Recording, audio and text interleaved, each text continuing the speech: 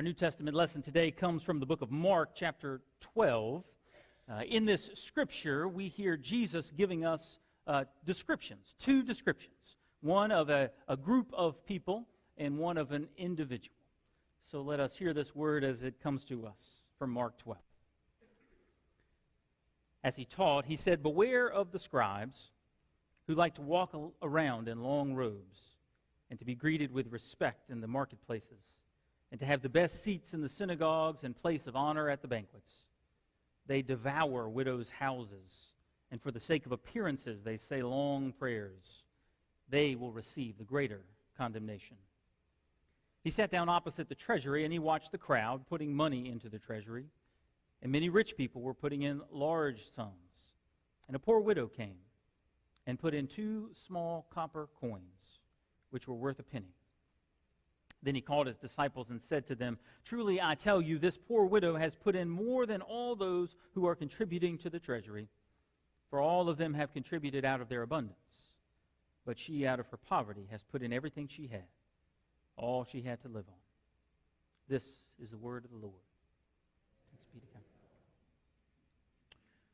We are in a season of transformation. Or maybe it's better to say we are in the transformation of seasons. We are in that time of year where it is filled with seasonal changes. When we look outside our windows at home, we have seen that the seasons of summer have finally faded away, that it feels a little bit like autumn as the leaves change colors and as they rain down on our yards, especially as we rake and blow and move them all around. And this morning, it started to feel a little bit like winter. I don't know if we're quite ready for all that, but it's on its way. It seems like yesterday that we were celebrating the beginning of football season, and now it has to kind of share the spotlight a little bit with basketball season. Some of us are more happy about that change than others. There are some seasonal changes that happen a little too quickly for our taste, like the immediate replacement of all that is Halloween for all that is Christmas. Literally overnight, the decorations of all our public spaces go from black and orange to red and green, and Thanksgiving is kind of left out in the cold somewhere. But some seasons seem to linger on and won't pass by quick enough. Now that we are on the other side of election season, I'm guessing that very few of us are missing those television ads and mailers that all filled our mailboxes for the past several weeks. However, our mailboxes will soon be filled with letters of a different sort that signal the beginning of a new season, and that is the season of giving. Nonprofits and universities, local organizations, and yes, even churches will all be reaching out to everyone here over the next 2 months in an effort to invite you to fundraising lunches or fundraising dinners or ask you to pledge your support to their organization. And the purpose that they do this is to remind us of the good work that they are doing and that how they need our financial gifts to support the mission that they are trying to accomplish. Just like a sports season or an election season, we've all kind of come to anticipate this season, right? We sort of expect it. We know that it is coming. And we can even find it palatable when it comes to our maybe civic organizations or universities. But when it comes to our communities of faith, the season of giving can sometimes feel just a little bit strange, can't it? Often our reflex in the church is to keep talk about money and talk about faith separate. Whether it is intentional or not, we tend to kind of compartmentalize those two important aspects of our lives. That separation is kind of the basis of the old joke where the pastor is getting ready to baptize a new member, a new congregant, and they weren't good Presbyterians. They did not sprinkle. They were immersers, right? So they were going to submerge somebody in water, in the waters of baptism. And so the pastor says before he baptizes this new member, he says to him, everything that goes into this water now belongs to God. And so I think we have a picture of maybe what actually took place after the pastor said that.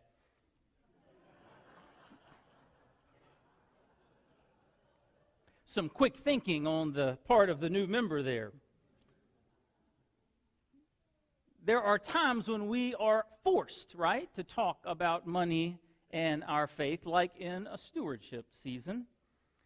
And sometimes when we go through them, we tend to treat them a little bit like a nurse gives you an introduction to your shot at the doctor's office, right? What does the nurse say? Now, this is just going to pinch, right? Pinch just for a minute. It's going to be painful for just a second, but it'll be quick, and then it'll be over, and then you won't have to worry about it until next year. Over time, this approach to faith and giving can lead to a kind of a disconnect. It can lead us to adopt a theology of money that is anemic, one that is not very useful as we try to make everyday decisions on how to use the financial resources that God has blessed us with. In the latter half of this past century, there was a prolific professor and author specializing in the topic of spirituality by the name of Henry Nouwen. Is that a name that many of you are familiar with? Henry Nouwen. He wrote many books, like I said, mostly on the topic of spirituality. And there is one that you may be surprised at the title. He wrote a small, thin book that is called The Spirituality of Fundraising. The Spirituality of Fundraising. Now, Nouwen affirms that most faith communities, we typically don't talk about fundraising as a spiritual or from a spiritual perspective. It is usually more often the product of crisis. We talk about money because we have to. We talk about money because we are forced to. And Nouwen challenges us, saying that from the perspective of the gospel, fundraising is not a response to a crisis. Fundraising is first and foremost a form of ministry. It is a spiritual act. It is as spiritual as prayer or visiting the sick or feeding the hungry. It is a way of sharing what we believe to be God's mission and vision for our collective life together and offering an invitation, an opportunity for others to participate in that mission. Now, Nouwen's perspective on this makes sense, after all, in light of the scripture that we heard last week in our worship service about the holistic nature of our relationship to God. If you were here last week and heard that scripture, you remember that Jesus reminded us that the greatest commandment of them all was to love the Lord your God with all of your heart, with all of your soul, with all of your mind, and all of your strength. Indeed, we must be willing to give our all as an offering to God. That is not only the message that was communicated by our scripture last week, but also by today's reading. In our New Testament scripture today, we find a widow who was lacking in resources but not in generosity, a woman who may have been low in her finances but who was high in her level of faith, a person who was not only willing to place her offering in the temple treasury but was also willing to place her trust in God. Scripture tells us that this faithful widow comes to the temple with her meager offering, 2 small coins that consisted of all she had to live on. And without pomp, without circumstance, most likely without the notice of anybody else rather than Jesus himself, she places those coins into the instruments used to collect for the temple treasury. This widow, quite literally, gave her all as an offering to God. Now, we could end our message right there. I don't want to take a vote because you all might say, yes, let's end it right there. What better image to leave us with, right? The week before Consecration Sunday, rather than a person who literally gives all their financial resources to God. We could just stop talking. But it would be unfortunate if we did, because it would once again leave us with this anemic view of faith and giving. For if we place this widow up on a pedestal, then it becomes a story that is difficult to relate to. Her actions become impossible to emulate because we cannot follow her example. We simply cannot give away 100% of all our financial resources. Therefore, this story has the potential of simply passing us by, offering nothing more than just a nice sentiment. In order to avoid this trap, in order to grow and expand our view of the relationship between our faith and our giving, we must expand the view of our Scripture. as we read the passage from Mark 12, our minds are quick to focus on the actions of the widow in our story. So much so that we can gloss over those first few verses that we read when we hear Jesus describing the unscrupulous behavior of some of the legal and religious leaders of the day. He warns his disciples. He says, "Beware of those scribes who cling to the trappings of their office, those who clamor for respect and accolades offered to them because of their position, those who make a show of their piety, who perform it out loud and want to be noticed, that demand respect from all those they encounter, but also fail to show that respect and care for those who are most vulnerable in the society." Jesus' description alludes to the fact that in their private legal dealings, some of these scribes would literally cheat widows out of their homes to enrich their own pockets, while in public they may proclaim their care for the poor. The description of the scribes' behavior, paired along with the actions of the widow's offering in the passage, creates this stark contrast. The widow gave her all as an offering to God, and the scribes instead were focused much more on receiving than they were giving. They insisted on receiving accolades and honors, yet they failed to give back to the communities within which they served, or give compassion and caring to those who were most in need, those who were most like the widow in the second half of our story, those who often feel forgotten and forsaken, both by individuals and by institutions who are in power. This feeling of forsakenness was one that I and several members from this congregation heard about just a few weeks ago as we traveled to one of these fundraising lunches that we're all getting invitations to. This one was for the Mustard Seed Clinic. Is this an organization that some of you are familiar with?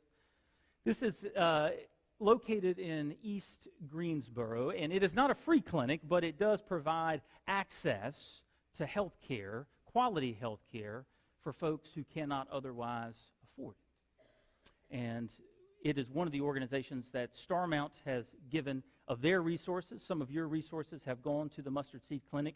Even this year, we have sponsored a day of health where we sponsor the folks who come in that day. And we've done that in the coming year in recognition on the birthday of George Carpenter. And so as we were at this fundraising lunch, we heard from a woman named Cynthia.